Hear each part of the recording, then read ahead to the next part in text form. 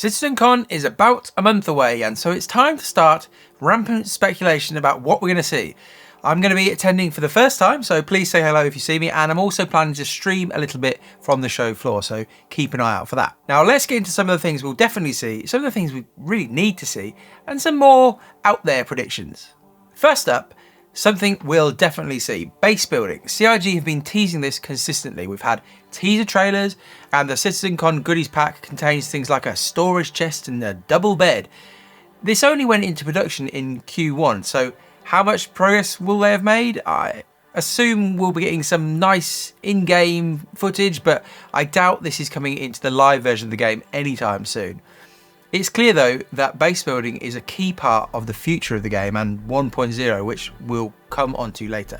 The next guarantee is Squadron 42. We have a Bengal themed venue and the goodies pack is full of Squadron themed things. I'm fairly convinced that this is the start of a massive marketing push for the game. I'm expecting a demo on the show floor, potential appearances from the members of the cast, lots of pretty gameplay footage that CIG will hope spreads across YouTube.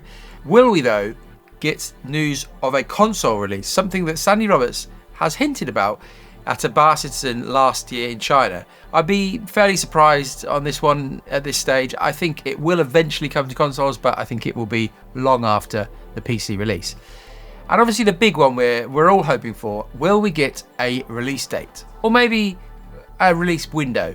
I'm still predicting an actual release around CitizenCon next year. I think there's still probably plenty of polishing to be done, and with the marketing, they will want plenty of time to chuck it all over the internet, YouTube ads, all sorts of stuff. They will want to push the game. Squadron's success or failure is a critical point for the company. If they release a bad or broken game, or a game that nobody knows about or cares about, CIG's mixed reputation might take a hit that it just can't ever recover from. But if they can release a good game, and I don't even think it needs to be a great game, just a good game, the public perception of Star Citizen and CIG on the whole should go upwards. Ships. I don't normally talk too much about ships on this channel, but it's CitizenCon and we're definitely going to see new ships. Here are my predictions. We'll get another ship like the Zeus that they share with us this year and then will arrive next year at the CitizenCon. It might be in the same sort of size category because these sorts of ships just seem to print money for CIG. We should also have some smaller ships that go straight to flyable. Maybe the Hornet Mark II variants. The Polaris should be pretty much done, so the question is, will we see early work for another ship from the backlog that CIG moves on to? Well, according to what they said last year, they should be moving on to the RSI Galaxy next, and that also happens to be a ship that can build bases, so that's definitely what I'm expecting. I'm expecting some sort of early look at the RSI Galaxy. And seeing as this year's CitizenCon seems to be about Squadron 42 primarily, will we see some ships that are in that game? Maybe we'll see the updated versions of the Vandal ships. It could be a very good year if you like to blow money on spaceships. Planet Tech V5 should also be shown. We've already seen some hints at this, I think, like these huge mountains that the previous version of the tech just couldn't do this. CIG mentioned a few things last year, and there's a chance we'll see some of these in action. I'm personally looking forward to seeing an update on ray tracing. I can't wait to start testing the performance of CIG's solution. I know not everyone cares about this, but I do really think that it can elevate a game's visuals, and I've recently just played through Cyberpunk and Star Wars Outlaws, and both of them, the ray tracing does make a significant difference to the experience. There's also been some recent news and hoo-ha around the fact that CIG have registered a trademark for Soul Singer. Is it some sort of tech? Some people are worried it might be a new game. I think that is very unlikely.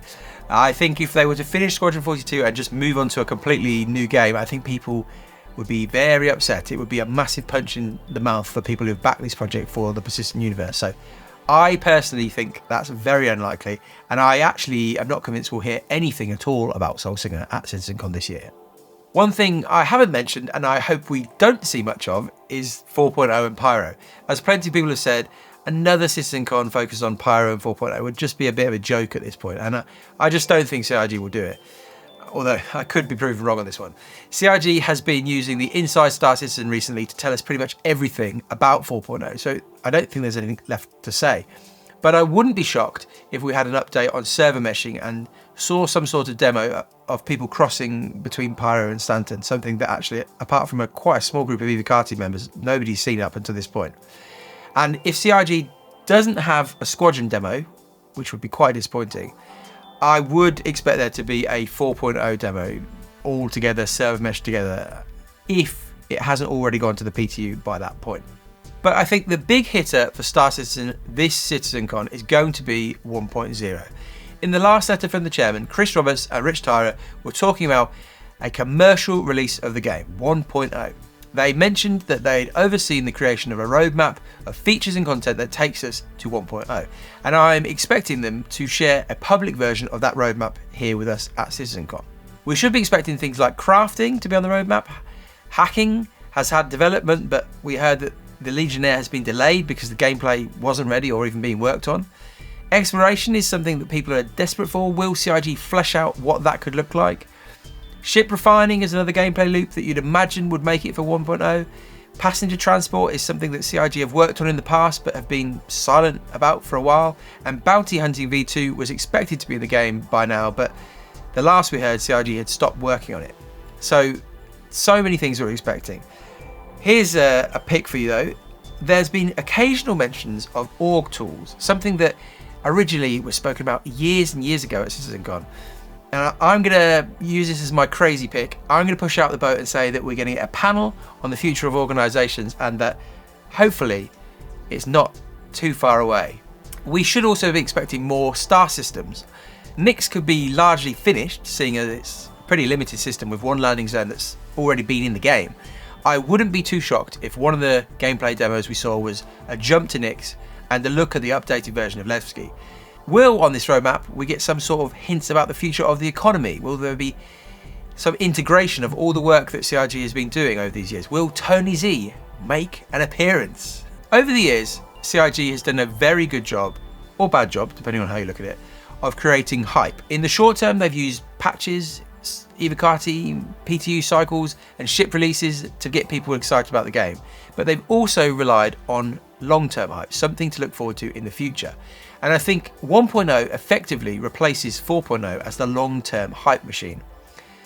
Now, with this roadmap, I doubt the CIG are going to lay these out in 4.1, 4.2, 4.3 point patches like they did with 3.0, because that did not go very well. But I'm fully expecting to come away from CitizenCon this year with a good idea of what Chris and Rich Tyler are aiming for over the next few years. I've watched every single CitizenCon since the beginning, and in my opinion, last year's was by far the best one. And so I'm very intrigued to see if they can come up with something even better this time. And in the comments, I would love to hear your top 3 predictions of what we're going to see. Go wild. Let's see what you think is going to happen.